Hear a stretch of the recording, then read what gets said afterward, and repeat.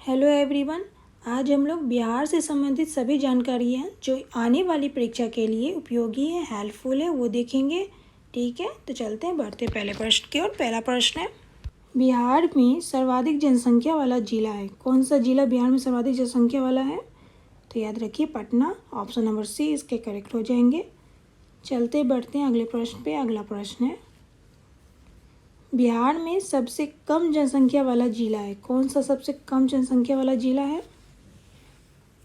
तो याद रखिए शेखपुरा। ऑप्शन नंबर बी इसके करेक्ट हो जाएंगे। कम जनसंख्या वाला जिला है शेखपुरा। चलते हैं अगले प्रश्न पे। अगला प्रश्न है,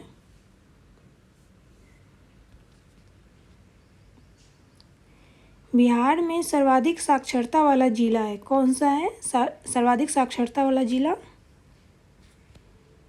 तो याद रखिए रोहतास। ऑप्शन नंबर ए इसके करेक्ट हो जाएंगे। चलते हैं अगले प्रश्न पे। अगला प्रश्न है,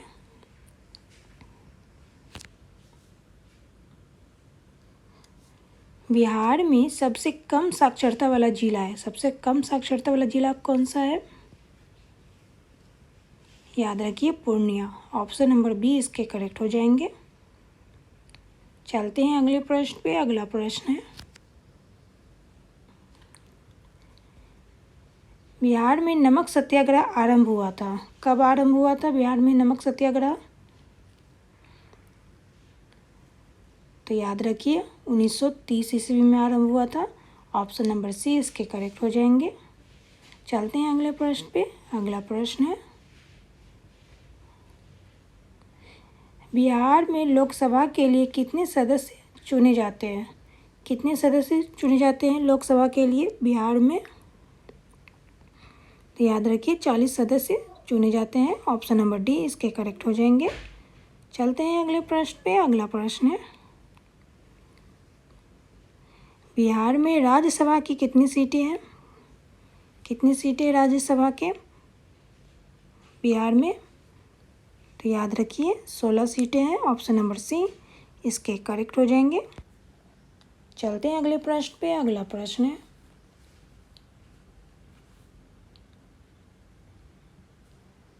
पटना उच्च न्यायालय की स्थापना कब हुई? कब हुई थी पटना उच्च न्यायालय की स्थापना?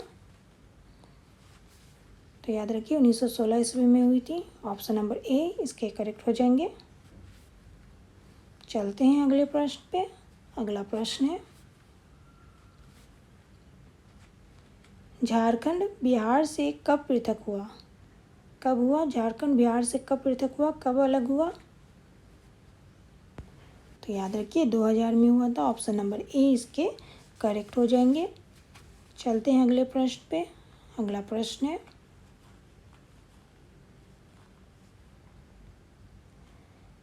बिहार में सोशलिस्ट पार्टी के संस्थापक थे। कौन थे सोशलिस्ट पार्टी के संस्थापक?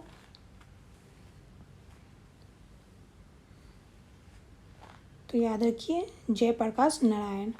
ऑप्शन नंबर ए इसके करेक्ट हो जाएंगे। चलते हैं अगले प्रश्न पे। अगला प्रश्न है, बिहार में किसान सभा की स्थापना किनके द्वारा की गई? किनके द्वारा की गई थी बिहार में किसान सभा की स्थापना?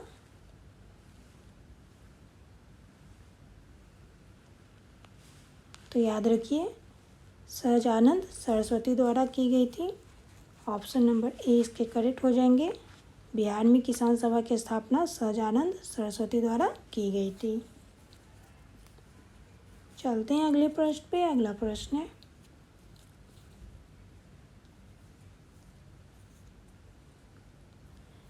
1857 की क्रांति के बिहार के नेता थे। कौन थे बिहार के नेता 1857 की क्रांति के? तो याद रखिए Kunwar Singh. Option number B इसके करेक्ट हो जाएंगे। चलते हैं अगले प्रश्न पे। अगला प्रश्न है,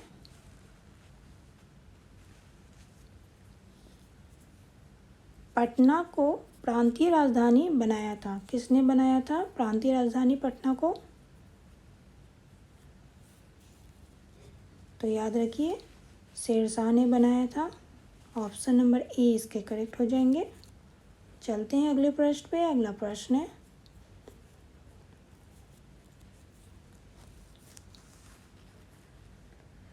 नालंदा विश्वविद्यालय का वैभव किसके हाथों नष्ट हुआ? किसके हाथों नष्ट हुआ था नालंदा विश्वविद्यालय का वैभव? तो याद रखिए Bakhtiyar Khilji. Option number A इसके करेक्ट हो जाएंगे। चलते हैं अगले प्रश्न पे। अगला प्रश्न है,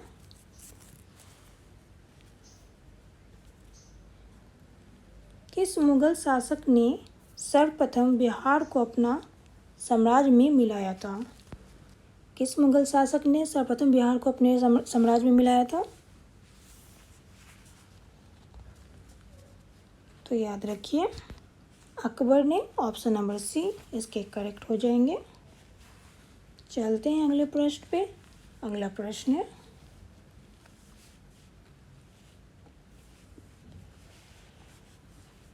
पाटलिपुत्र के संस्थापक थे। कौन थे पाटलिपुत्र के संस्थापक? तो याद रखिए उदयन थे पाटलिपुत्र के संस्थापक। ऑप्शन नंबर ए इसके करेक्ट हो जाएंगे। चलते हैं अगले प्रश्न पे। अगला प्रश्न है,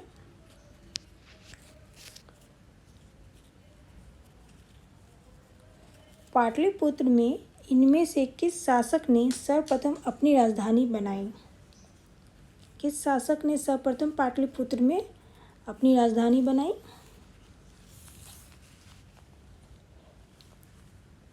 तो याद रखिए चंद्रगुप्त मौर्य ने। ऑप्शन नंबर ए इसके करेक्ट हो जाएंगे।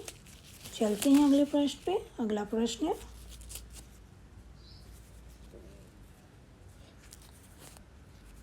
जयप्रकाश नारायण किस पार्टी से संबंधित थे? किस पार्टी से संबंधित थे जयप्रकाश नारायण? तो याद रखिए समाजवादी पार्टी से संबंधित थे Jayaprakash Narayan. Option number C इसके करेक्ट हो जाएंगे। चलते हैं अगले प्रश्न पे। अगला प्रश्न है,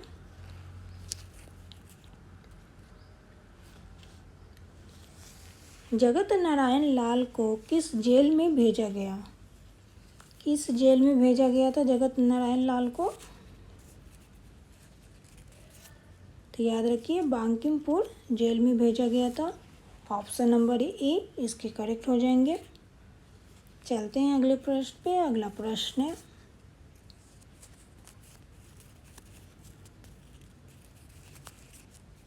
बिहार केसरी से किसे संबोधित किया जाता है? किसे संबोधित किया जाता है बिहार केसरी से? तो याद रखिए श्री कृष्ण सिंह को संबोधित किया जाता है बिहार केसरी से। ऑप्शन नंबर सी इसके करेक्ट हो जाएंगे। चलते हैं अगले प्रश्न पे। अगला प्रश्न है, किस देश की सीमा बिहार राज्य से जुड़ती है? किस देश की सीमा बिहार राज्य से जुड़ती है? तो याद रखिए नेपाल की सीमा बिहार राज्य से जुड़ती है। ऑप्शन नंबर ए इसके करेक्ट हो जाएंगे। चलते हैं अगले प्रश्न पे। अगला प्रश्न है, बिहार का शोक निम्नलिखित में किसे कहा जाता है? किसे कहा जाता है बिहार का शोक? किस नदी को कहा जाता है? तो याद रखिए कोसी को कहा जाता है। ऑप्शन नंबर बी इसके करेक्ट हो जाएंगे। चलते हैं अगले प्रश्न पे। अगला प्रश्न है, संपूर्ण बिहार राज्य स्थित है। संपूर्ण बिहार राज्य किस पर स्थित है? किस पर स्थित है? तो याद रखिए मैदानी क्षेत्र में। ऑप्शन नंबर ए इसके करेक्ट हो जाएंगे। चलते हैं अगले प्रश्न पे। अगला प्रश्न है, बिहार में तेल शोधक कारखाना है। कहाँ है तेल शोधक कारखाना बिहार में? तो याद रखिए बरौनी में है। ऑप्शन नंबर सी इसके करेक्ट हो जाएंगे।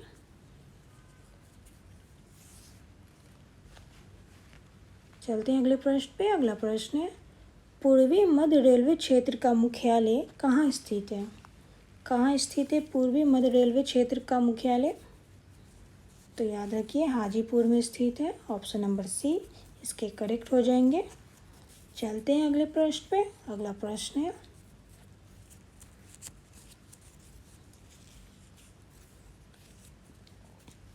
निम्नलिखित झीलों में से कौन सी बिहार में स्थित है? कौन सी झील बिहार में स्थित है इनमें से? तो याद रखिए, अनुपम झील बिहार में स्थित है। ऑप्शन नंबर बी इसके करेक्ट हो जाएंगे। चलते हैं अगले प्रश्न पे। अगला प्रश्न है, नालंदा विश्वविद्यालय किस लिए विश्व प्रसिद्ध है? किस लिए विश्व प्रसिद्ध है नालंदा विश्वविद्यालय? तो याद रखिए, बौद्ध धर्म दर्शन के लिए प्रसिद्ध है नालंदा विश्वविद्यालय। ऑप्शन नंबर सी इसके करेक्ट हो जाएंगे। चलते हैं अगले प्रश्न पे। अगला प्रश्न है,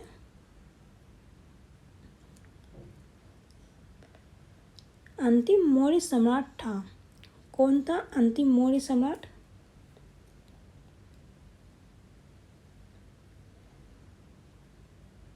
तो याद रखिए, बृहद्रथ था अंतिम मौर्य सम्राट। ऑप्शन नंबर बी इसके करेक्ट हो जाएंगे। चलते हैं अगले प्रश्न पे। अगला प्रश्न है, अजातशत्रु के वंश का नाम क्या था? क्या था अजातशत्रु के वंश का नाम? अजातशत्रु किस वंश के थे? तो याद रखिए, हर्यक वंश के थे। ऑप्शन नंबर ए इसके करेक्ट हो जाएंगे। चलते हैं अगले प्रश्न पे। अगला प्रश्न है, कांग्रेस सोशलिस्ट पार्टी की पहली बैठक पटना में हुई। कब हुई थी पहली बैठक? तो याद रखिए, 1934 ईस्वी में हुई थी। ऑप्शन नंबर बी इसके करेक्ट हो जाएंगे। आगे बढ़ने से पहले मैं यह बता दूं, ये बिहार जीके का पार्ट 1 है। पार्ट 2 भी जल्द आएगा। अगर पसंद आया तो लाइक ज़रूर करें। चलते हैं अगले प्रश्न पे। अगला प्रश्न है, डॉक्टर राजेंद्र प्रसाद कहाँ के रहने वाले थे? कहाँ के रहने वाले थे डॉक्टर राजेंद्र प्रसाद? तो याद रखिए, वो बिहार के रहने वाले थे doctor Rajendra Prasad. Option number B इसके करेक्ट हो जाएंगे। चलते हैं अगले प्रश्न पे। अगला प्रश्न है,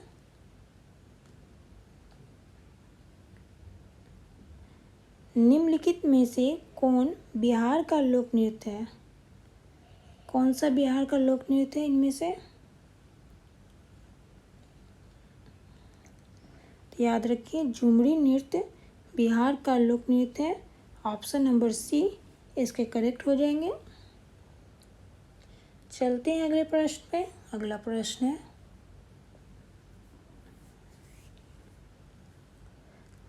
पटना के 1857 के स्वतंत्रता संग्राम के नेता थे। कौन थे स्वतंत्रता संग्राम के नेता 1857 के? तो याद रखिए, पीर Ali Khan. Option number A इसके करेक्ट हो जाएंगे। चलते हैं अगले प्रश्न पे। अगला प्रश्न है,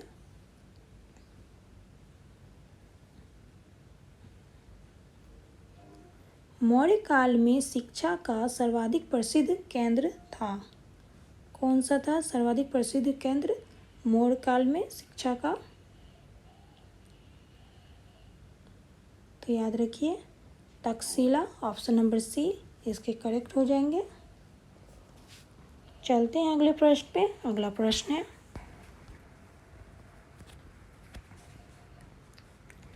जैन धर्म के प्रवर्तक महावीर स्वामी का जन्म स्थान कहाँ था? कहाँ था महावीर स्वामी का जन्म स्थान? तो याद रखिए, कुंडलग्राम में था। ऑप्शन नंबर सी इसके करेक्ट हो जाएंगे। यह बिहार जीके का पार्ट 1 था। पार्ट 2 भी ज़रूर आएगा अगर आप इस वीडियो को लाइक करते हो तो। ठीक है, अभी के लिए इतना ही।